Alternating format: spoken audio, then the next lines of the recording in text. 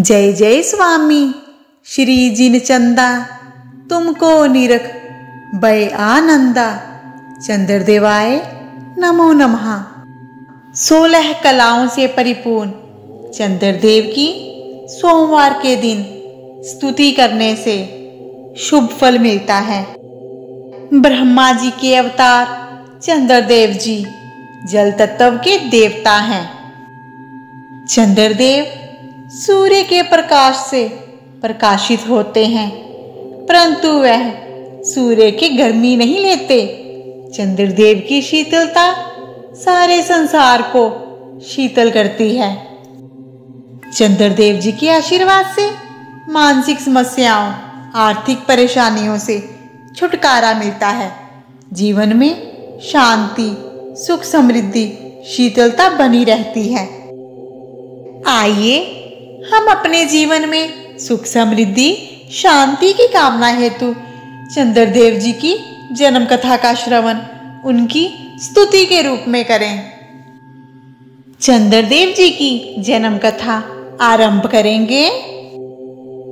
एक बार नारद मुनि जी ने मां लक्ष्मी जी के सामने महर्षि अत्रि की पत्नी अनसुआ के सतीत्व की प्रशंसा की। नारद मुनि जी अनसुआ की पवित्रता के गुणगान गा रहे थे। नारद मुनि के मुख से महर्षि अत्रि की पत्नी अनसुआ के चरित्र की प्रशंसा सुनकर मां लक्ष्मी जी से सहन नहीं हुआ। उन्होंने मन में सोचा कि हम त्रिदेवियों के समान प्रतिव्रता स्त्री इस विश्व में और कोई नहीं है। मां लक्ष्मी जी ने शीघ्र ही मां सरस्वती जी और मां पार्वती जी के साथ भेंट की। मां लक्ष्मी जी ने सारी बात मां सरस्वती जी को और मां पार्वती जी को बताई। तीनों देवियों को अपने सतीत्व पर अहम हो गया था। नारद मुनि जी के मुख से किसी और के चरित्र की प्रशंसा सुनकर तीनों देवियों के अहम को ठेस पहुंची। त्रिदेवियों ने त्रिदेवों को अनसुआ के सतीत्व की परीक्षा लेने के लिए आग्रह किया। तीनों देव एक ही समय महर्षि अत्रि के आश्रम में चले गए।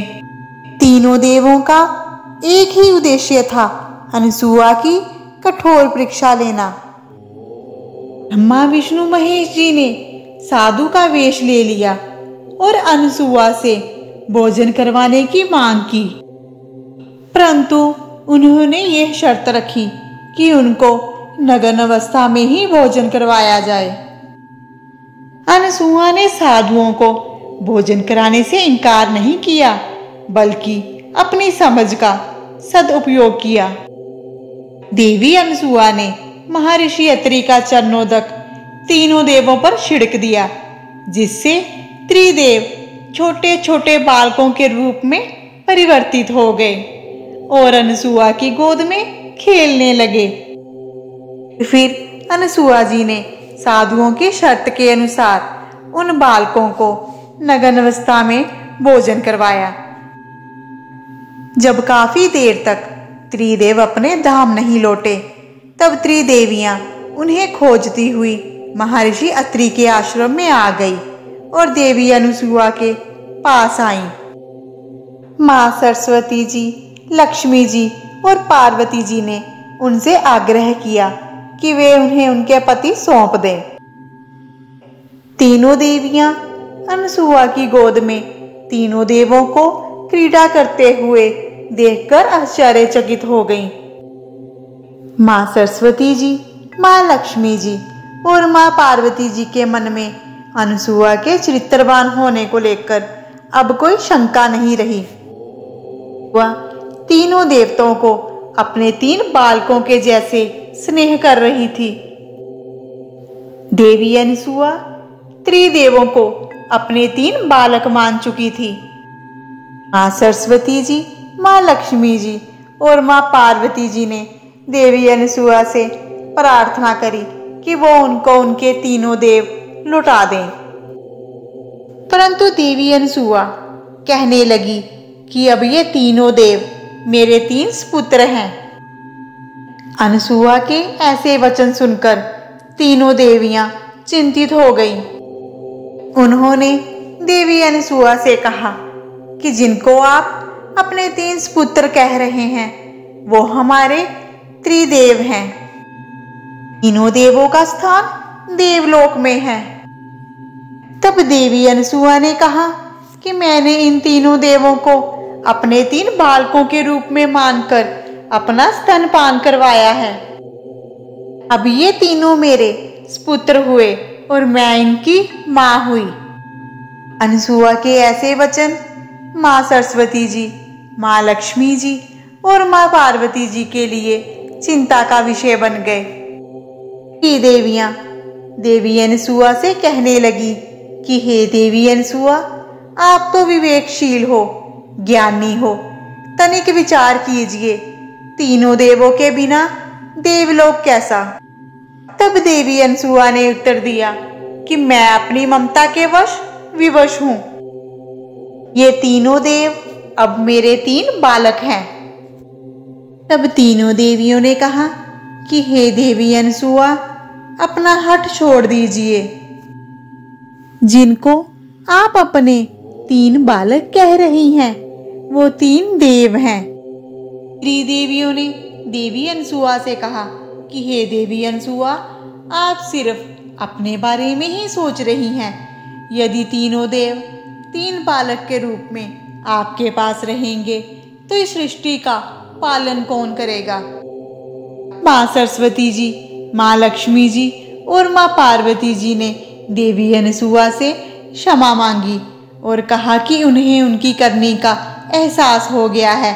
उन्होंने अहंकारवश ऐसा कर्म किया। तीनों देवियां कहने लगी कि हे देवी अनसुआ, देवलोक और इस सृष्टि के बारे में तनिक विचारिए।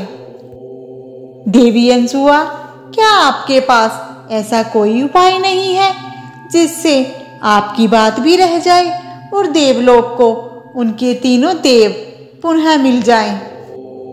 तब देवी अनसुआ ने कहा कि त्रिदेवों ने मेरा स्तनपान किया है, इसलिए किसी न किसी रूप में इन्हें मेरे पास रहना होगा। अनसुआ की बात मानकर त्रिदेवों ने उनके गर्भ से जन्म लेने का निश्चय किया। तब त्रिदेवों ने उनके गर्भ में दत्तात्रेय, दुर्वासा और चंद्रमा रूपी अपने अवतारों को स्थापित कर लिया।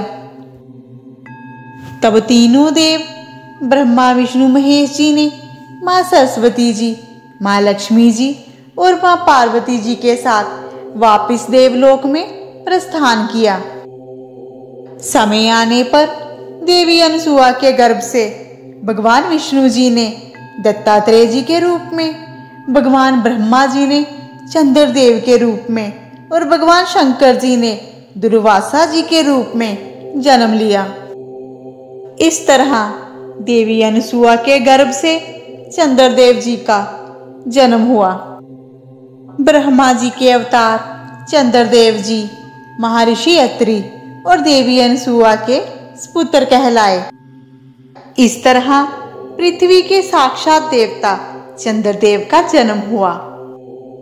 ब्रह्मा जी ने चंद्रदेव के अवतार के रूप में इस सृष्टि को रात्रि के समय शीतलता प्रदान करी। हम जल और वनस्पति तत्व के स्वामी चंद्रदेव जी के चरणों में यही प्रार्थना करते हैं कि वो इस कथा को कहने वाले और श्रवण करने वाले के जीवन में शीतलता प्रदान करते हुए जीवन को सुखमय बनाएं। आपसे हमारी प्रार्थना है कि आप हमारे चैनल दिव्य शक्ति को सब्सक्राइब कर लीजिए और बन जाइए हमारे इस दिव्य सफर में हम सफर। हमारे इस चैनल के माध्यम से आप अर्थ सहित मंत्र जाप, व्रत कथाओं और प्रभु की लीलाओं से अवगत होंगे।